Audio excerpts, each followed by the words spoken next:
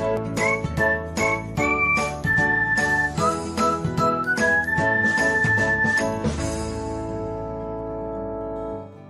everyone, welcome back to another episode of Technologyglance.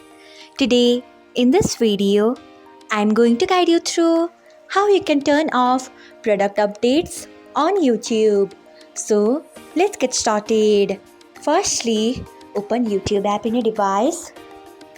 Then tap on profile icon. Next, tap on settings. After that, tap on notifications.